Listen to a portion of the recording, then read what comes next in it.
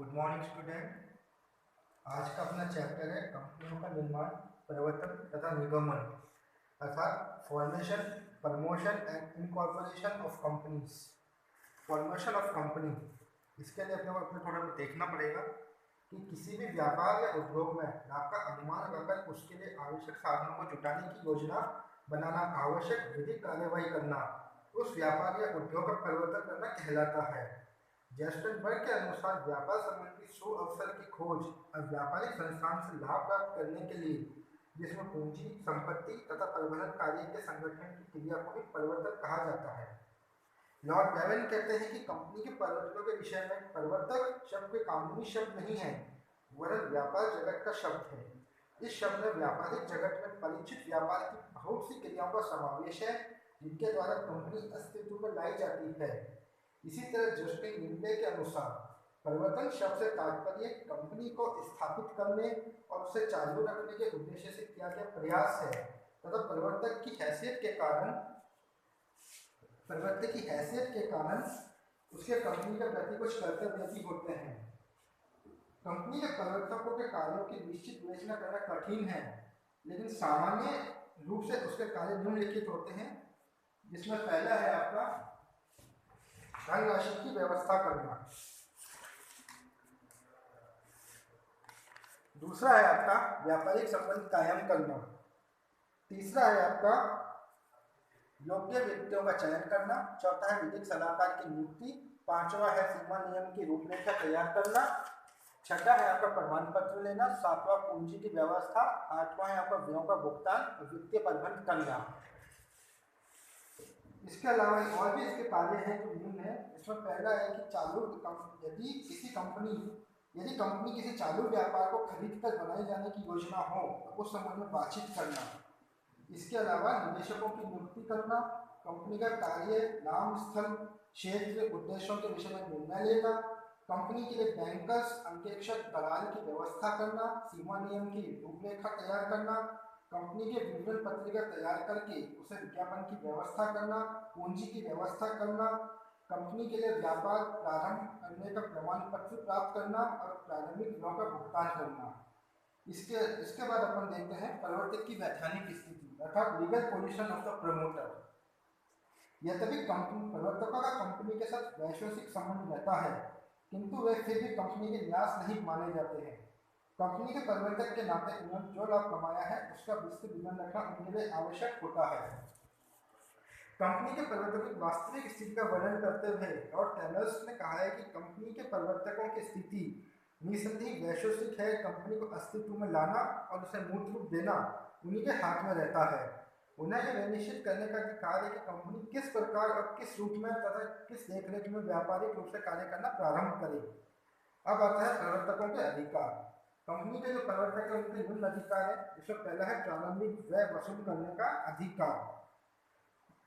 परिवर्तकों को यह अधिकार है कि कंपनी का निर्माण करने तथा उसे चलाने के लिए पूंजी का व्यय करे और उसे कंपनी से वसूल करे। कंपनी के निर्मित होने पर कंपनी द्वारा परिवर्तकों को अन्य का भुगतान किया जा सकता है, लेकिन ऐसा भुगतान अधिकारिक न हो, जिसको अपन अल्ट्रा वायरस कह सकते हैं। दूसरा होता है कि सह परिवर्तकों से आनुपातिक राशि प्राप्त करने का अधिकार। यदि विवरण पत्रिका में मिथ्या कथन के आधार पर सह परिवर्तकों में से किसी एक परिवर्तक को क्षतिपूर्ति करनी पड़ती है तो वह परिवर्तक राशि प्राप्त कर सकता है। यदि इन लाभों की राशि एक परिवर्तक को देनी पड़ती है तो वह उसे आनुपातिक रूप में अन्य परिवर्तकों से वसूल कर सकता है।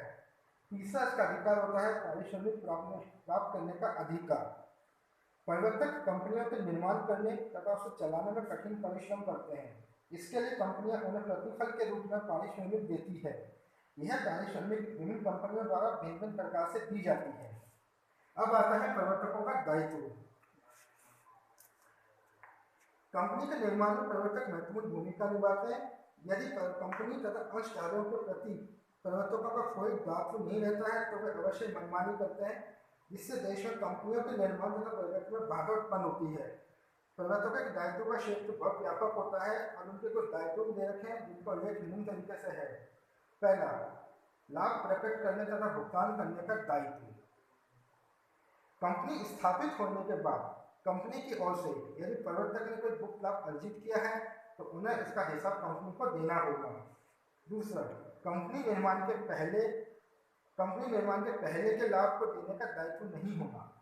ये कहना चाह रहा है कि यदि कंपनी बनने के पूर्व प्रवर्तकों ने कोई लाभ कंपनी की ओर से प्राप्त किया था तो उसे लाभ को कंपनी को देने के लिए प्रवर्तक दायित्वहीन नहीं होगा। तीसरा देता है कि भाई संपत्ति के क्रय से होने वाली हानि का दायित्व, यदि प्रवर्तक कंपनी को बिना पूरी जानकारी दिए किसी संपत्ति को खरीदता है जिससे कंपनी को नुकसान होता है तो कंपनी इन हानियों के लिए उसका मुकदमा चला सकती है। चौथा होता है कि विवरण पत्रिका में कपट के लिए दायित्व, अर्थात जो प्रवर्तक विवरण पत्रिका के निर्गमन में भाग लेते हैं वह उसमें किए गए मिथ्या कथन के लिए अंशधारियों के प्रति दायित्वहीन होते हैं। अगला है इसका दिवालिया होने पर दायित्व। यदि प्रवर्तक किसी भी तरह से दिवालिया हो जाता है तब उस दशा में कंपनी को धनराशि की वसूली उसकी संपत्ति में से की जा सकती है। इसके बाद आता है आपका डांडिक उपबंध का दायित्व। प्रवर्तक को कंपनी अधिनियम के अंतर्गत अर्थदंड या सजा दोनों दिए जा सकते हैं। सेक्शन 63 के अनुसार यदि विवरण पत्रिका में कोई मिथ्या कथन है तो ऐसे प्रत्येक व्यक्ति पर जो इसके निगमन के लिए अधिकृत था 2 वर्ष का कारावास या 5,000 रुपये का जुर्माना भी दिया जा सकता है। इसके बाद आपका आता है निगमन का प्रमाण पत्र, सर्टिफिकेट ऑफ इनकॉर्पोरेशन, धारा 634। धारा 34 निगमन का प्रमाण पत्र अर्थात सर्टिफिकेट ऑफ इनकॉर्पोरेशन ये कहता है कि कंपनी द्वारा कंपनी रजिस्ट्रार के पास उपयुक्त प्रलेख भेजे जाने पर रजिस्ट्रार संबंधित कंपनी को इस आशय का प्रमाण पत्र देना होगा कि उस कंपनी का निगमन हो गया है। इस प्रमाण पत्र को निगमन का प्रमाण पत्र कहा जाता है। सीमित कंपनी की दशा में रजिस्ट्रार द्वारा प्रमाण पत्र में इस आशय का स्पष्ट उल्लेख किया जाना चाहिए कि कंपनी एक लिमिटेड कंपनी है। कंपनी अधिनियम की धारा 34 के अनुसार कंपनी का निगमन का एक प्रभाव यह भी होता है कि निगमन का प्रमाण पत्र जारी हो जाने पर कंपनी के सीमा नियम पर हस्ताक्षर करने वाले व्यक्तियों तथा समय समय पर कंपनी की सदस्यता को धारण करने वाले व्यक्तियों का निगमित दायित्वों का रूप धारण किया जाता है जो निगमित कंपनी के रूप में कार्य करते हैं। अब आता है आपका कंपनी द्वारा व्यापार का प्रारंभ। कंपनी एक्ट के अनुसार प्रत्येक प्राइवेट कंपनी अपना निगमन की तिथि से ही व्यापार प्रारंभ कर सकती है। प्रारंभ करने संबंधी अनुमति पत्र प्राप्त किए बिना वह व्यापार नहीं कर सकती है। यदि किसी कंपनी ने पूंजी जुटाने के लिए जनता में विवरण पत्रिका का परिचालन किया है तो उसे निम्न नियमों का पालन करना आवश्यक है। पहला, जिन अंशों की राशि नकद में देय है ऐसे अंशों का आवंटन प्राप्त पूंजी से कम नहीं होना चाहिए। दूसरा, यदि अंशों के निगमन के लिए किसी अधिकृत स्टाफ एक्सचेंज पर आवेदन नहीं किया गया है, अंशों या ऋण पत्रों पर आवेदन की राशि देय नहीं होगी। इसके अलावा है कि अंश पूंजी वाली ऐसी कंपनियां जिन्होंने जनता में विवरण पत्रिका का परिचालन नहीं किया है रजिस्ट्रार के पास विवरण पत्रिका के स्थान पर स्थानापन्न विवरण भेजेगी। उन्हें ये प्रमाणित करके भी भेजना होगा कि प्रत्येक निवेशक ने अपने अंशों की उतनी राशि का भुगतान किया है जो आवेदन एवं आवंटन के समय नकद देय है। इसके अलावा यदि कोई कंपनी व्यापार प्रारंभ करने का प्रमाण पत्र होने से पूर्व ही अपना व्यापार शुरू कर देती है या ऋण देने संबंधी अधिकार का प्रयोग करती है तो उसके लिए दोषी व्यक्ति को 500 प्रतिदिन के हिसाब से दोष की अवधि तक अर्थदंड दिया जा सकेगा। कंपनी एक्ट 1956 की धारा 149 के संदर्भ में सन 1988 के संशोधन में भी प्रावधान किया गया है कि अब व्यापार प्रारंभ का सत्यापित घोषणा पत्र कंपनी पूर्णकालिक सचिव या स्वयं भी दे सकता है। यदि किसी व्यक्ति ने ऐसी कंपनी को मार्ग प्रदान किया है या अपनी सेवाएं दी है जिसमें व्यापार प्रारंभ करने का प्रमाण पत्र प्राप्त नहीं किया है तो उस दशा में वह व्यक्ति कंपनी के किसी भी प्रकार का बात नहीं ला सकेगा। आज का टॉपिक फिनिश। अगर आपको कुछ भी समस्या हो तो मुझसे कांटेक्ट कर सकते हैं। मैं 24 घंटे उपलब्ध रहूँगा।